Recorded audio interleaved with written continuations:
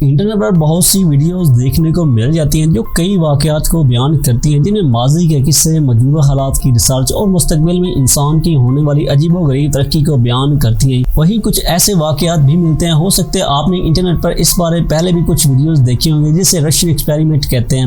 اس experiment کے ہر پہلو کو اسی ویڈیو میں دیکھیں گے، اس کی حقیقت کو پوری طرح میڈیکل ریسرچ اور ریئل فیکٹس بھی جاننے کی کوشش کریں گے کہ یہ والا ایکسپیریمنٹ کتنا ریئل تھا، جو عموماً کچھ اس طرح فیمس ہے کہ رشین ایکسپیریمنٹ میں کہا جاتا ہے کہ کچھ قیدیوں کو کئی دنوں تک جگا کر رکھا گیا، جس وجہ سے ان کی حالت اس طرح غیر ہو گئی تھی کہ جس وجہ سے تجربے کو انسانی تاریخ کا سب سے ظالمانہ حیوانیت سے بھرا ہوا تجربہ بھی مانا جاتا ہے۔ آئیے اس کی ڈیٹیل کو پوری طرح جانتے ہیں۔ 1947 میں سوویت یونین بہت زیادہ پاورفل تھی، اس نے کئی جنگیں لڑی اور بہت زیادہ انسانوں پر ظلم بھی ڈھائے تھے۔ وہیں سوویت ملٹری کے کمانڈر نے حکم بھی جاری کیا تھا ایسے قیدی جن کو سزائے موت کی سزا سنائی جا چکی ہے، اگر وہ اپنی جان بچانا چاہتے ہیں تو ایک ہیومن ایکسپیریمنٹ کے لیے اپنا نام ظاہر کریں۔ پر جب ان کو کہا گیا کہ انہیں قیدیوں کی جان بخشی ہو سکتی ہے جو 30 دن تک بغیر سوئے ایک کمرے میں رہ سکیں گے، سارے قیدیوں نے انکار کر دیا سوائے 5 کے۔ ان 5 کو ایک کمرے میں رکھا گیا جہاں ان کے کھانے پینے، ٹائلٹس، ایون انٹرٹینمنٹ کے لیے کچھ بکس بھی دی گئی۔ آپ یوں کہہ سکتے ہیں ہر چیز ان کے لیے اویلیبل تھی اس کمرے میں سونے کے لیے۔ ان قیدیوں پر خفیہ نظر رکھنے کے لیے اس کمرے کی دیوار میں ایک ایسا شیشہ بھی لگایا گیا جس میں باہر کے لوگ اندر کے لوگوں کو دیکھ سکتے ہیں، پر اندر والے باہر کو نہیں دیکھ سکتے۔ صرف اتنا ہی نہیں، اس روم میں آکسیجن اور زہریلی گیس جو کوکائن ٹائپ کی تھی، اس کو بھی روم میں چھوڑا گیا تاکہ ان کو نیند آئے بھی سو نہ پائے اور معلوم ہو سکے اگر ایک انسان 30 دن تک نہ سوئے تو اس کی باڈی میں کیا چینجز آتی ہیں۔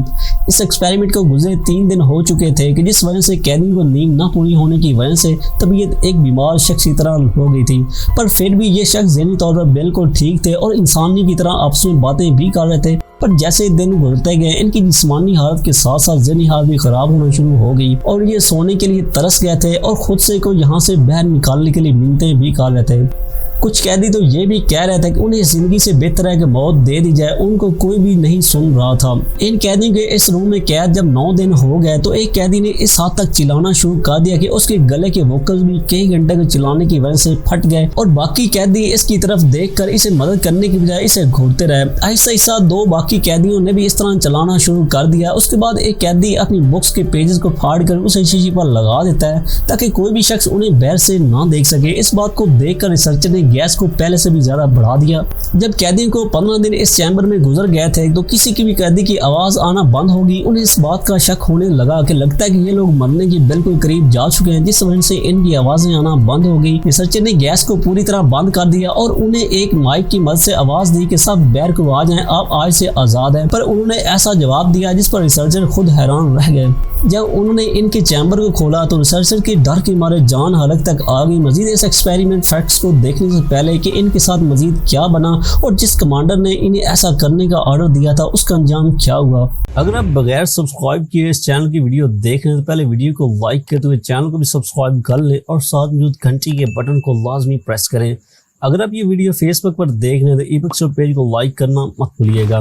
جیسے ہی ریسرچر نے ان سب کو باہر آنے کا کہا اور ساتھ یہ بھی کہا کہ آج سے تم آزاد ہو، تم اپنے گھروں کو جا سکتے ہو، پر انہوں نے بڑی بھاری آواز میں جواب دیا کہ ہم یہی رہنا پسند کرتے ہیں، ہمیں آزادی نہیں چاہیے۔ اس پر ریسرچر بڑا حیران ہوا۔ جب ریسرچر سیکیورٹی گارڈ کو لے کر ان کے چیمبر کو کھولتے ہیں تو معلوم ہوتا ہے کہ یہ فرش پر خون ہی خون تھا۔ یہ قیدی مل کر ایک دوسرے کو نوچ رہے تھے، جن کے جسم پر گوشت بہت کم رہ گیا تھا۔ ان کی سکن پوری طرح کمزور ہو کر گرنے لگ گئی تھی اور ایک قیدی کے پیٹ پر اتنا گوشت کم رہ گیا تھا کہ اس کی نیچے سے آندڑیاں بھی نظر آنے لگ گئی تھی۔ ان کی ایمرجنسی حال کو دیکھتے ہوئے جب ان کو ہاسپٹل لایا گیا تو یہ چلانے لگ گئے، اس لیے کہ انہیں واپس اسی چیمبر میں بھیجا جائے جہاں گیس کو چھوڑا جاتا ہے۔ ڈاکٹر نے ان کو بے ہوش کرنے کے لیے مارفین انجیکشن کا انتخاب کیا۔ یہ انجیکشن اتنا پاورفل ہوتا ہے کہ اگر اس کے انجیکشن کے 3 سے 4 ml ایک صحت مند انسان کو لگائیں تو وہ فوراً بے ہوش ہو جاتا ہے، پر ان کو 8 انجیکشن جو 10 ml پر مشتمل تھے ان کا یوز کیا گیا، پر یہ پھر بھی بے ہوش نہیں ہوئے۔ ان لوگوں کی ذہنی حالت اس طرح غیر ہو گئی تھی کہ انہیں درد کا احساس تک نہیں ہو رہا تھا۔ یہ اس بات پر زور دے رہے تھے انہیں جو بھی کرنا ہے فوراً کرے اور اسے واپس چیمبر میں بھیجا جائے۔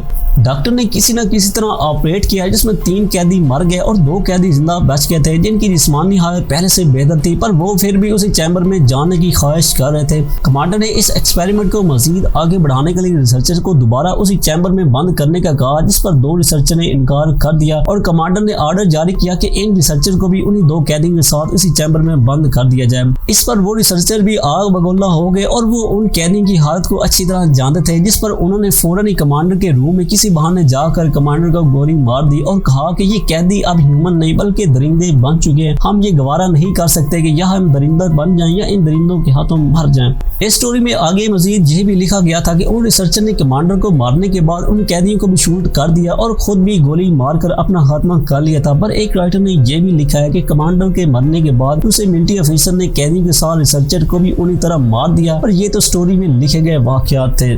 सवाल ये पैदा होता है कि इस तजर्बे में कितनी हकीकत है, क्या ये सच है या किसी राइटर की अपनी ख्यालात ही हैं। जब ये स्टोरी वायरल होती है तो इस पर वाशिंगटन मिल्टन ने साफ इनकार कर दिया कि उन्होंने माजी में ऐसा कोई भी भयानक तजुर्बा नहीं किया, ये माज उनको बदनाम करने की साजिश है।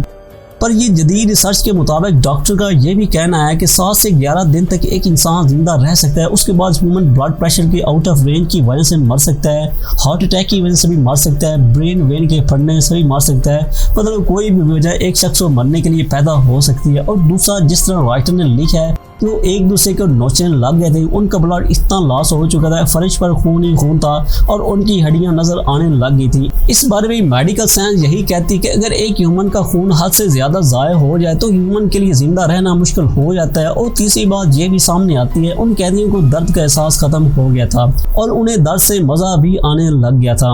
इस पर भी डॉक्टर यही कहते हैं कि इंसान ब्रेन उस वक्त दर्द को एहसास दिलाते हैं जब ब्रेन नर्वस किसी भी जख्म या अदर इंजरी की सूरत में मिलने वाले सिग्नल को करते हैं, या तो वो नर्वस पूरी तरह डैमेज हो जाएं जो दर्द का एहसास दिलाती हैं। अगर वो सिग्नल को रिसीव करते हैं तो दर्द का एहसास पूरी तरह होता है, अगर नहीं करते तो बिल्कुल भी नहीं होता। इन सिंपल, या तो इंसान को पूरी तरह दर्द होता है, ये बिल्कुल भी नहीं होता। दर्द से मजा किसी सूरत में इंसान को नहीं आ सकता।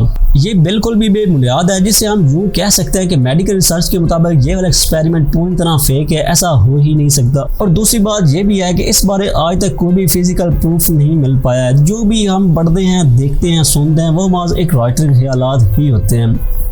आज की वीडियो आपने इख्तिताम को पहुंची है। आपने शायद इस बारे पहले भी कोई न कोई वीडियो जरूर देखी होगी, पर क्या आपने इसके हक़ाइक़ के बारे मेडिकल रिसर्च की राय भी जानी थी? और आप इस एक्सपेरिमेंट के बारे अपनी राय क्या रखते हैं? क्या ऐसा होना मुमकिन है या नहीं? वीडियो सावधानी के साथ में वीडियो को लाइक करते हैं, व्हाट्सएप और फेसबुक पर शेयर कर दें। मिलता है नेक्स्ट वीडियो में नया टाइप साथ, तब तक के लिए अल्लाह हाफिज़।